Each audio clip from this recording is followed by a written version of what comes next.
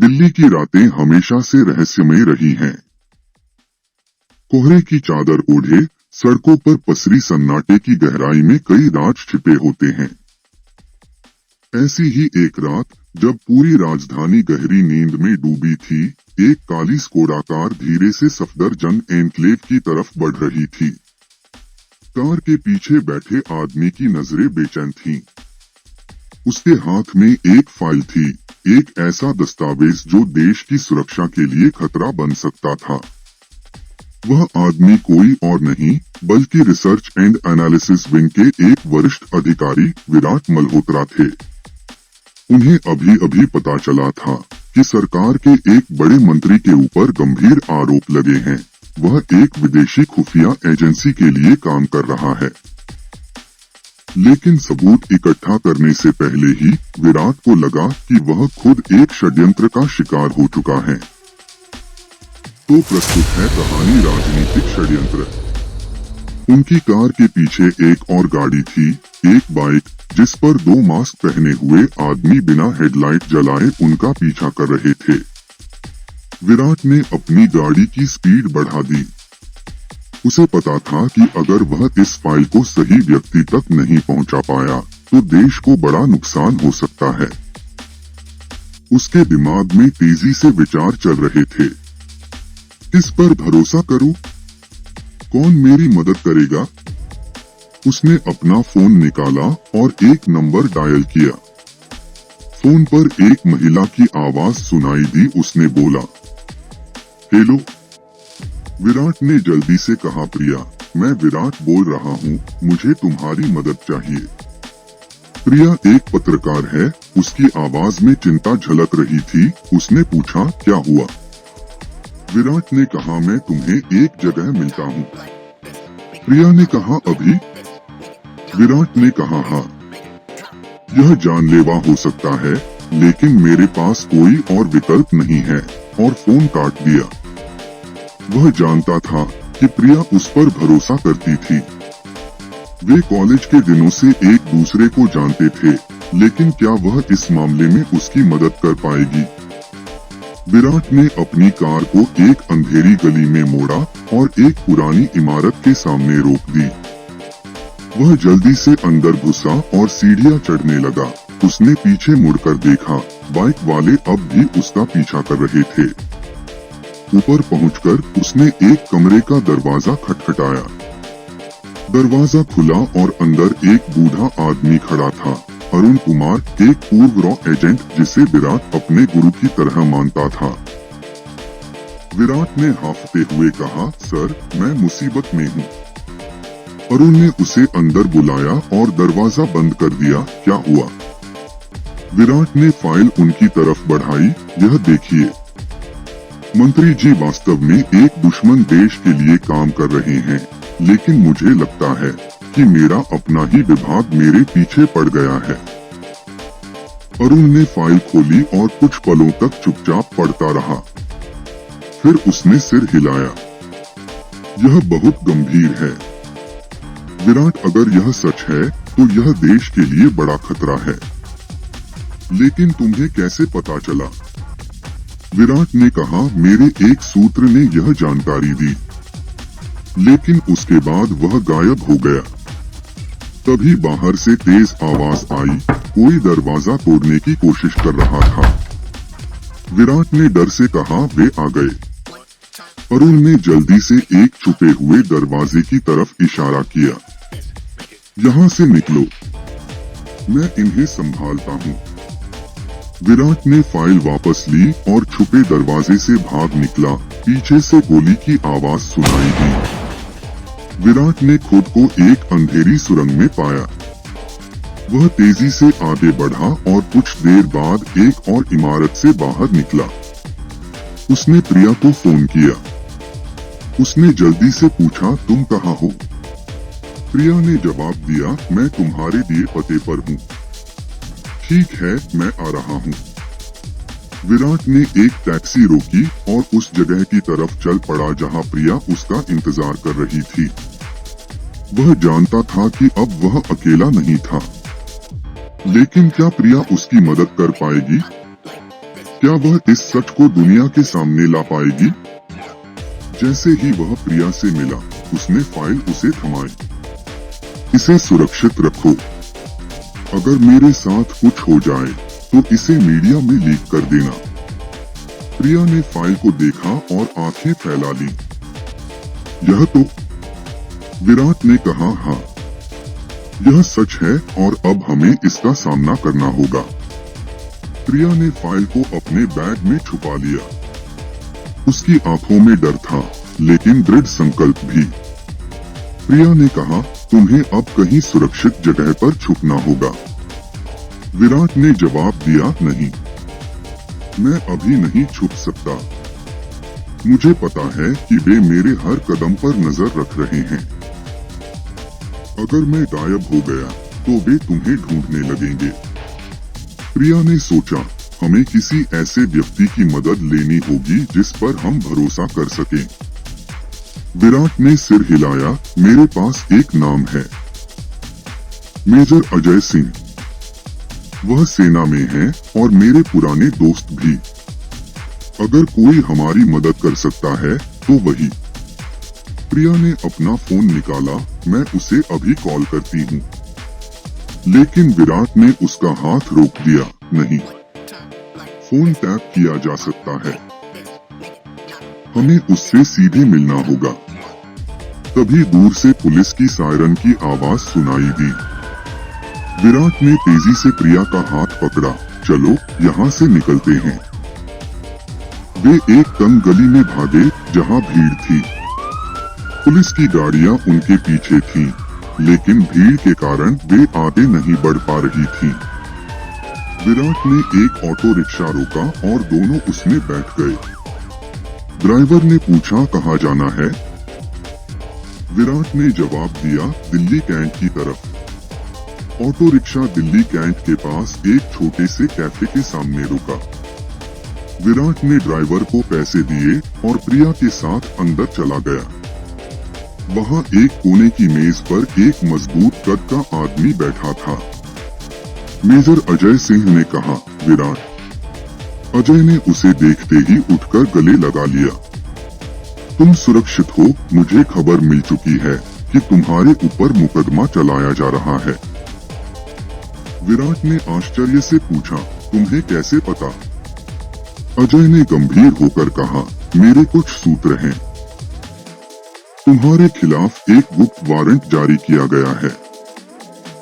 तुम्हें गिरफ्तार करने के लिए पूरी एजेंसी तैनात है। प्रिया ने चिंतित होकर कहा, हमें इस फाइल को किसी सुरक्षित जगह पहुंचाना होगा। अजय ने फाइल को देखा और पल भर में समझ गया कि यह कितनी महत्वपूर्ण है। मैं तुम्हारी मदद करूंगा, लेकिन हमें जल्दी करना होगा। तभी कैफे के बाहर दो संदिग्ध आदमियों ने झांका। विराट ने उन्हें पहचान लिया, ये वही लोग हैं जो उसका पीछा कर रहे थे। विराट ने फुसफुसाया, हमें यहाँ से निकलना होगा। अजय ने अपनी जेब से एक चाबी निकाली, चलो, मेरी कार पीछे की गली में खड़ी है। तीनों कैफे के पिछले दरवाजे से निकले और एक सफेद जीप में बैठ गए। अजय ने गाड़ी स्टार्ट की और तेजी से सड़क पर निकल गया। प्रिया ने पूछा, हम कहाँ जा रहे हैं? अजय ने जवाब दिया, एक सुरक्षित जगह, जहां हम इस फाइल को स्कैन करके सरकार के ऊपरी स्तर तक पहुंचा सकते हैं। लेकिन उनकी गाड़ी के पीछे एक बाइक फिर से दिखाई दी। विराट ने पीछे मुड़कर देखा, वे अभी भी हमारे पीछे हैं। अजय ने गाड़ी की स्पीड बढ़ा दी। गाड़ी ने एक तेज मोड़ लिया, लेकिन बाइक वाले अभी भी पीछे थे। तभी एक और गाड़ी सामने से आती दिखी, एक ब्लैक एसयूवी, जिसमें से एक आदमी ने बंदूक निकाली। अजय चिल्लाया, उसके पास बंदूक है। गोली की आवाज के साथ ही जीप का पिछला शीशा चकनाचूर हो गया। अजय ने गाड़ी को झटके से एक गली में मोड़ा, जहां कई छोटे छोटे ठेले और भीड़ थी। अजय चिल्लाया, यहाँ से पैदल निकलना होगा। तीनों ने जीप छोड़ी और भीड़ में घुस गए। पीछे से दो बंदूकधारी उतरे, लेकिन भीड़ के कारण उन्हें पीछा करना मुश्किल हो गया। विराट ने प्रिया का हाथ पकड़ा इस तरफ। वे एक पुरानी इमारत में घुसे, जिसकी सीढ़ियां टूटी हुई थीं। ऊपर पहुंचकर विराट ने दरवाजा बंद किया और सांस लेने की कोशिश की। प्रिया ने कहा, हम यहाँ सुरक्षित नहीं हैं। उसकी आवाज कांप रही थी। अजय ने सुझाव दिया, हमें इस फाइल को डिजिटल करना होगा। अगर यह ऑनलाइन अपलोड हो जाए तो इसे रोकना मुश्किल होगा। विराट ने अपना फोन निकाला। मेरे पास एक एन्क्रिप्टेड सर्वर का एक्सेस है। हम इसे वहां अपलोड कर सकते हैं। जैसे ही विराट ने फाइल के पन्ने स्कैन करने शुरू किए, प्रिया ने एक नाम पर नजर डाली, मंत्री अरुण सक्सेना। प्रिया की आंखें फैल गईं। यह तो... विराट ने गंभीर होकर कहा, हाँ, यही वह शख्स है जो पाकिस्तानी खुफिया एजेंसी ISI के लिए काम कर रहा है। उसने पिछले 6 महीने में 3 बार गोपनीय जानकारी लीक की है। अजय ने माथा पकड़ा, लेकिन वह तो सीधे प्रधानमंत्री कार्यालय से जुड़ा है। अगर यह सच है तो यह देश के लिए बहुत बड़ा खतरा है। तभी बाहर से कदमों की आहट सुनाई दी। कोई दरवाजे तक आ पहुंचा था। प्रिया ने डर से फुसफुसाया, उन्होंने हमें ढूंढ लिया। अजय ने अपनी पिस्तौल निकाली, तैयार रहो। दरवाजा जोर से खुला, लेकिन वहां कोई बंदूकधारी नहीं, बल्कि एक बूढ़ा आदमी खड़ा था। विराट हैरान था। सर, अरुण ने कहा, विराट, तुम्हें अभी यहाँ से निकलना होगा। मैंने तुम्हारा पीछा करने वालों को गुमराह कर दिया है, लेकिन वे जल्द ही यहाँ पहुँच जाएंगे। लेकिन सर, आप तो... अरुण ने विराट के कंधे पर हाथ रखा। बेटा, मैंने इस देश के लिए 50 साल काम किया है। मैं इसे अब गद्दारों के हाथों नहीं बिकने दूंगा। अरुण ने एक छोटी सी चाबी विराट को थमाई।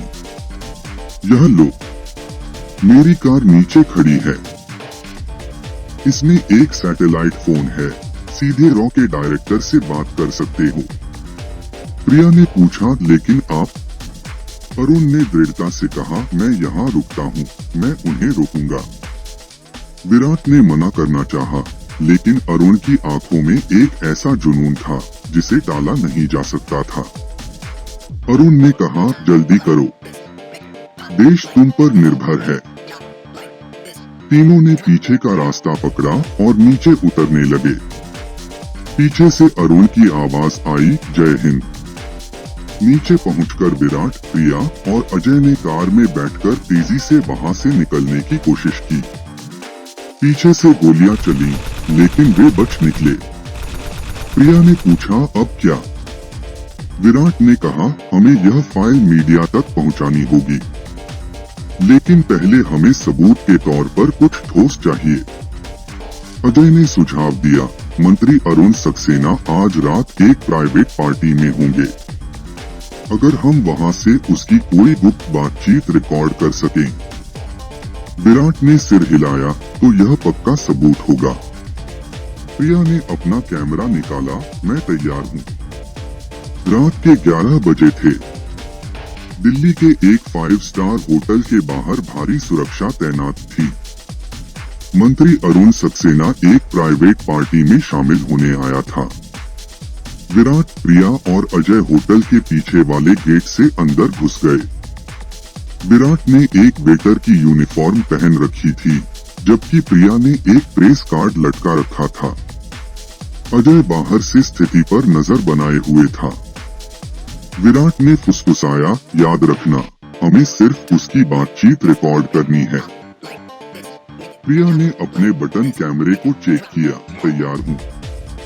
वे पार्टी हॉल के पास पहुँचे।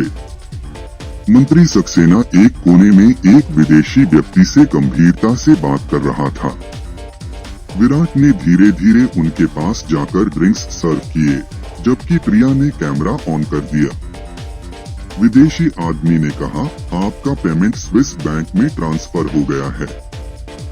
लेकिन हमें अगली फाइल चाहिए, वह डिफेंस प्रोजेक्ट का ब्लूप्रिंट। सक्सेना ने मुस्कुराते हुए कहा, कल मिलेगा, लेकिन कीमत दोगुनी होगी। यह सुनकर विराट की मुट्ठी बंध गई। अब उनके पास सबूत था। तभी सक्सेना की नजर विराट पर पड़ी। उसकी आंखें चौंधिया गईं। तुम? विराट ने तुरंत प्रिया को इशारा किया। भागो! पूरे हॉल में हड़कंप मच गया। सक्सेना के गार्ड्स ने गोली चलानी शुरू कर दी। विराट ने प्रिया को बचाते हुए एक टेबल के पीछे छुपाया। बाहर अजय ने गाड़ी स्टार्ट की और होटल के सामने आकर रोकी। जल्दी करो! विराट और प्रिया भागकर गाड़ी में कूदे। पीछे से गोलियां चली, लेकिन अजय ने गाड़ी को तेजी से मोड़ दिया। प्रिया ने हांफते हुए कहा, हमें यह वीडियो तुरंत मीडिया तक पहुंचाना होगा। विराट ने कहा, नहीं, पहले हम इसे सीधे प्रधानमंत्री तक पहुंचाएंगे। अगले दिन एक बंद कमरे में प्रधानमंत्री, रॉ के डायरेक्टर और देश के 3 शीर्ष अधिकारी बैठे थे। विराट ने सबूत पेश किए। प्रधानमंत्री ने कहा, यह बहुत गंभीर है। उनकी आवाज में गुस्सा था। हम तुरंत कार्रवाई करेंगे। उसी रात मंत्री अरुण सक्सेना को उसके घर से गिरफ्तार कर लिया गया। अखबारों और चैनलों ने इस खबर को ब्रेकिंग न्यूज बना दिया। सीनियर मंत्री ISI एजेंट निकला। 1 महीने बाद विराट और प्रिया दिल्ली हाई कोर्ट के बाहर खड़े थे। सक्सेना को देशद्रोह के आरोप में उम्र कैद की सजा सुनाई गई थी। विराट ने प्रिया की तरफ देखते हुए कहा, यह जीत सिर्फ हमारी नहीं, देश की है। प्रिया मुस्कुराई, लेकिन यह अभी खत्म नहीं हुआ। अभी और गद्दार बाकी हैं। विराट ने सिर हिलाया, हम उन्हें भी ढूंढ लेंगे। दूर अजय अपनी जीप में बैठा उनका इंतजार कर रहा था। उसने हॉर्न बजाया, नया मिशन शुरू होने वाला था। कहानी यहाँ समाप्त होती है, लेकिन विराट, प्रिया और अजय की टीम अभी और भी षड्यंत्रों का पर्दाफाश करेगी। अगर आपको कहानी रोचक लगी हो तो हमें कमेंट करके बताएं, फिर हम इस कहानी को विस्तार देंगे। ऐसी ही कहानियाँ सुनने के लिए हमारे साथ बने रहें। आपको कहानी अच्छी लगी हो तो लाइक करें, शेयर करें, सब्सक्राइब करें और कमेंट जरूर करें। आपके कमेंट हमें अच्छी कहानी बनाने के लिए प्रेरित करते हैं। धन्यवाद।